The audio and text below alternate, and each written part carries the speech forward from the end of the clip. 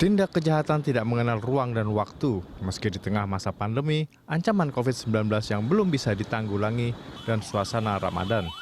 Aksi kejahatan di ibu kota masih terus terjadi, bahkan eskalasinya kian meningkat.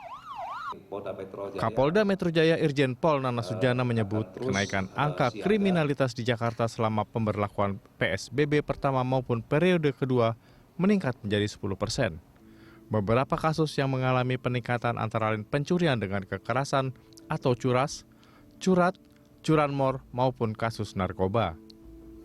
Secara khusus, Kapolda Metro Jaya menyoroti maraknya aksi curas maupun curat dengan sasaran minimarket. Terbukti selama sebulan ini sudah ada 17 minimarket yang dirampok. Namun 13 kasus perampokan minimarket berhasil diungkap. Para pelaku ditangkap, ada pula yang terpaksa ditembak petugas hingga tewas karena melawan. Kebijakan PSBB yang diterapkan di Jakarta guna menekan penyebaran COVID-19 tak dipungkiri membawa implikasi serius bagi masyarakat, terutama mereka yang mengandalkan pendapatan harian, juga sektor lain. Beragam persoalan sosial, Kamtibmas bila tak ditangani secara baik, bakal menjadi bara.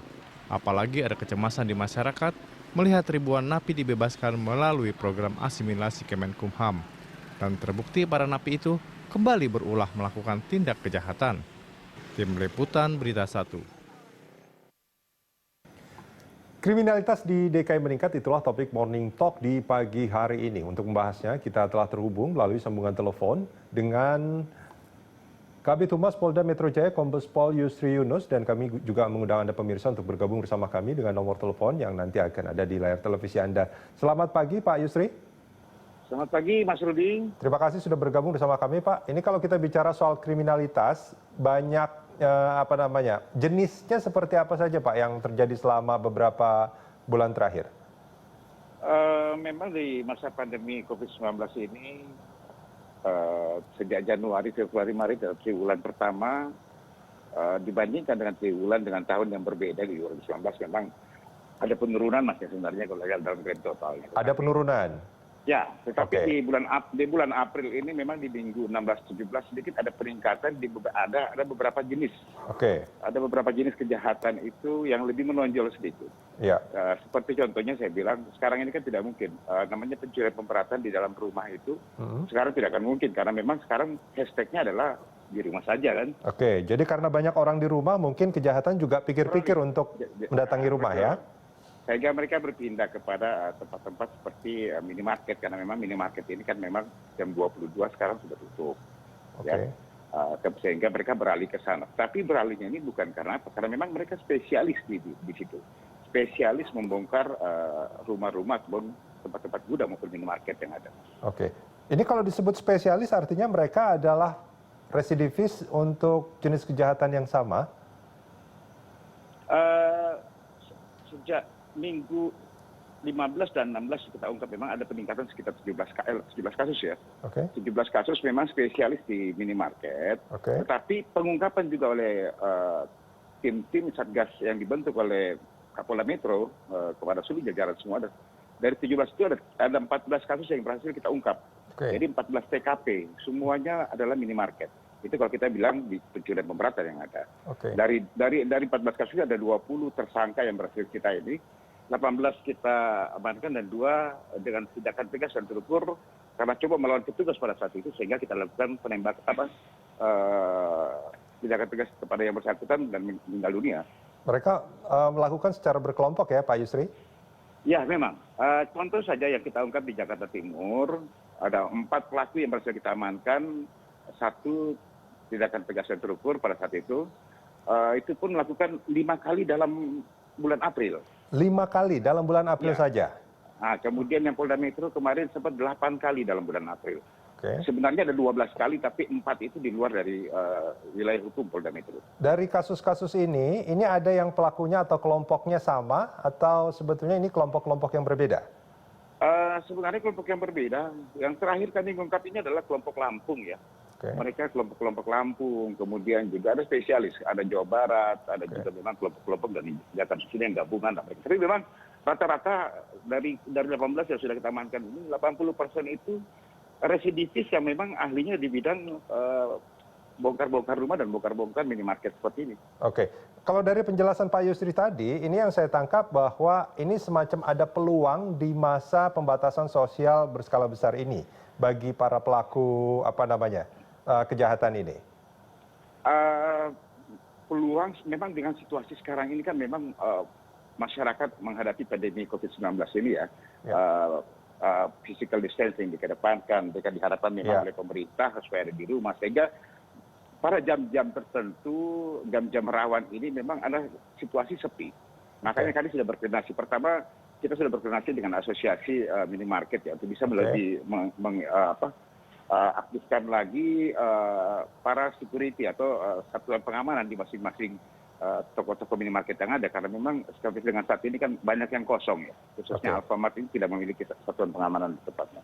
Baik, Pak Yusri, kita juga sudah terhubung dengan sosiolog Imam Prasojo. Mas Imam, selamat pagi. Halo Mas Imam. Ya, selamat pagi. Terima kasih sudah bergabung bersama kami, Mas Imam. Ini kalau kita melihat banyaknya kejahatan atau mungkin banyak menyebutnya ada peningkatan kriminalitas di Indonesia, terlebih di Jakarta. Ini banyak disinyalir karena memang pembatasan sosial berskala besar yang membuat jam operasional minimarket, karena terutama sekarang banyak kejadiannya soal minimarket termasuk itu. Ini menurut Anda adalah sesuatu yang biasa atau fenomena yang memang perlu dijelaskan? Ya, saya kira kalau orang melakukan tindakan kriminal di situasi yang memang kebutuhan dasar ya itu tidak tercukupi dengan baik, itu bisa diperkirakan. Gitu kan.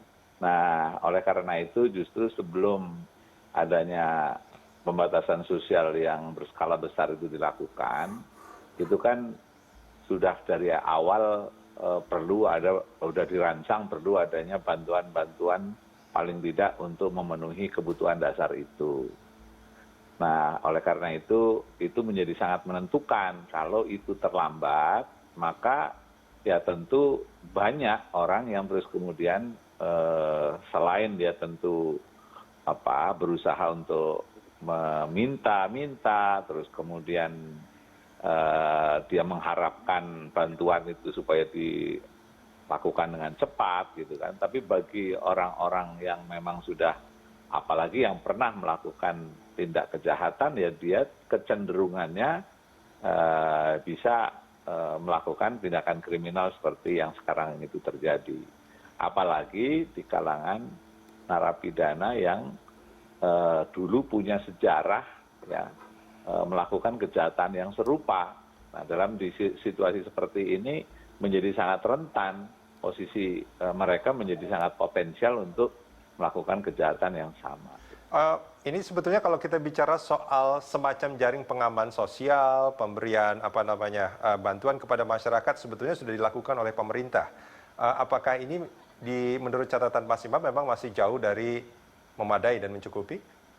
Ya, tapi itu kan sudah pertama itu kemarin sudah kita banyak diskusi lah tentang itu. Jadi tidak smooth ya, mulai dari pendataan yang memang tidak mudah gitu kan.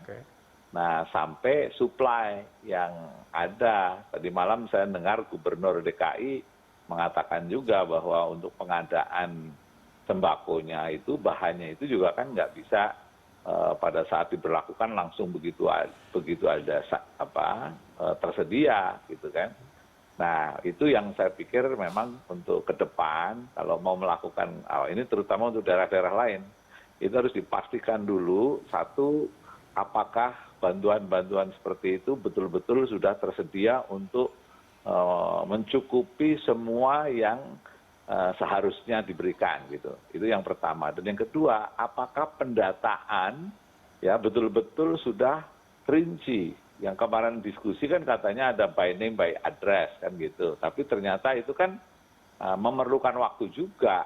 Nah, kalau petugas formal ya mulai dari kelurahan, RW, RT itu tidak mungkin melakukan pendataan dengan waktu yang cepat, maka upaya terobosan harus dilakukan dengan melibatkan masyarakat sekitar ya mulai dari organisasi kayak PKK, Karang Taruna, masjid, NGO. Nah, ini bisa dilibatkan untuk pendataan secara cepat gitu. Kalau itu dibagi dalam wilayah-wilayah kecil mulai dari RT RW, saya kira itu sangat dimungkinkan kalau pendekatannya partisipatif. Tapi kalau pendekatannya itu formal dengan menggantungkan pada RT dan RW, Anda bisa bayangkan nih, Pak RT saya di sekitar rumah saya ini kan juga individu sebetulnya. Nah, jadi nggak mungkin itu akan bisa dilakukan dengan cepat. Jadi kembali kepada pertanyaan tadi, kalau itu semua didata dengan baik, ya, dan pastikan bahwa orang-orang yang baru keluar dari lembaga pemasyarakat ini juga tidak bisa dilepas begitu saja. Ini sebenarnya saya ada komentar tentang apa yang sudah dilakukan supaya bisa jadi pembelajaran ke depan, Pak. Ya. Oke, Mas Imam, tapi yang menarik juga, ini pelakunya juga bukan dari daerah yang sama atau kayak misalkan ada kelompok yang disebut kelompok Lampung, tapi dia beraksi di Jakarta. Nah, ini kan artinya nggak bisa apa yang dilakukan oleh Gubernur Jakarta itu akan bisa mengurangi tindak kriminalitas itu.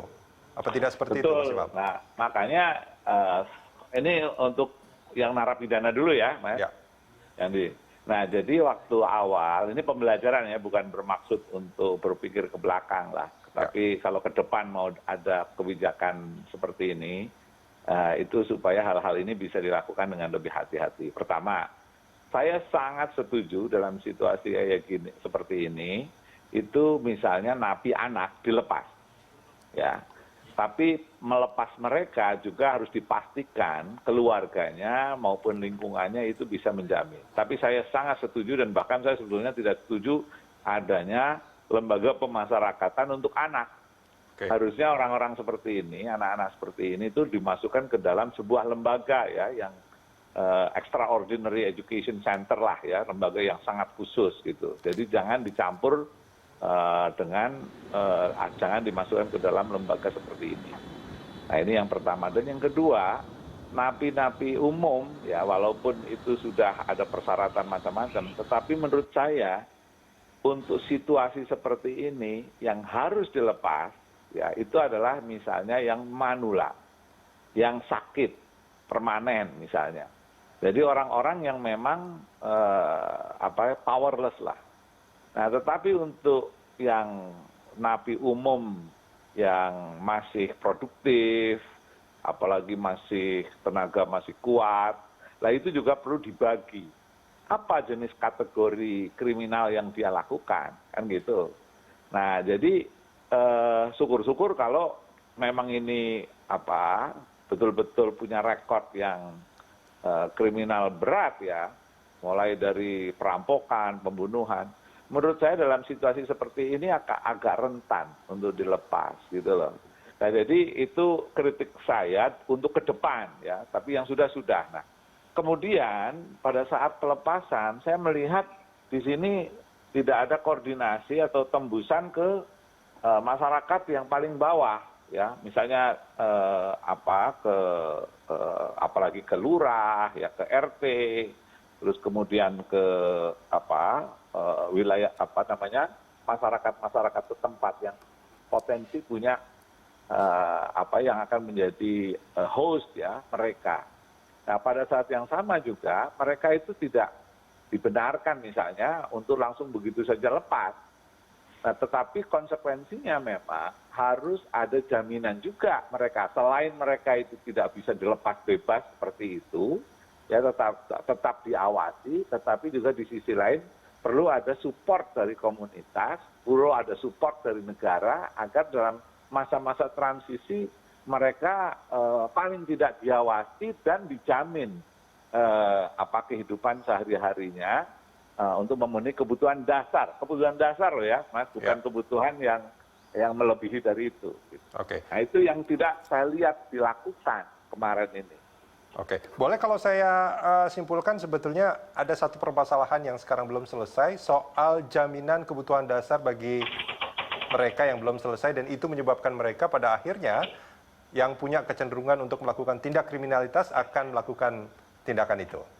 Ya, itu kriminal by need ya, kriminalitas karena kebutuhan. Nah, cuman itu saja dipenuhi belum cukup buat orang yang sudah pernah melakukan tindak kriminal. Oke. Karena bisa saja dia kebutuhannya, walaupun sudah dipenuhi kebutuhan dasarnya, tetapi dia kepengen lebih. Oh, Nah, itu? makanya perlu ada pengetatan, Oke. ada pemantauan yang ketat terhadap orang-orang ini. Tapi yang lebih baik sebetulnya adalah orang yang punya rekor perampokan, ya pencurian-pencurian berat itu tidak dilepas dalam situasi seperti ini. Yang Oke. dilepas adalah mereka yang sudah usia Manula? tua, Ya. yang sudah sakit ya permanen misalnya. Tetapi usia-usia yang sangat produktif masih brigas, pengal kayak gitu itu harus hati-hati betul kalau itu mau melepas, harus dipastikan bahwa orang-orang seperti ini bisa mendapatkan pengawasan dari pihak yang berwajib dan Oke. juga masyarakat ikut mengawasi. Mas Kalau Imam. tidak, ya sudah seperti yang sekarang terjadi. Oke, Mas Imam, kita jeda sebentar, kita akan lanjutkan di segmen berikut. Pak Yusri, kita jeda sebentar, kita akan lanjutkan beberapa saat lagi. Pemirsa jangan kemana-mana.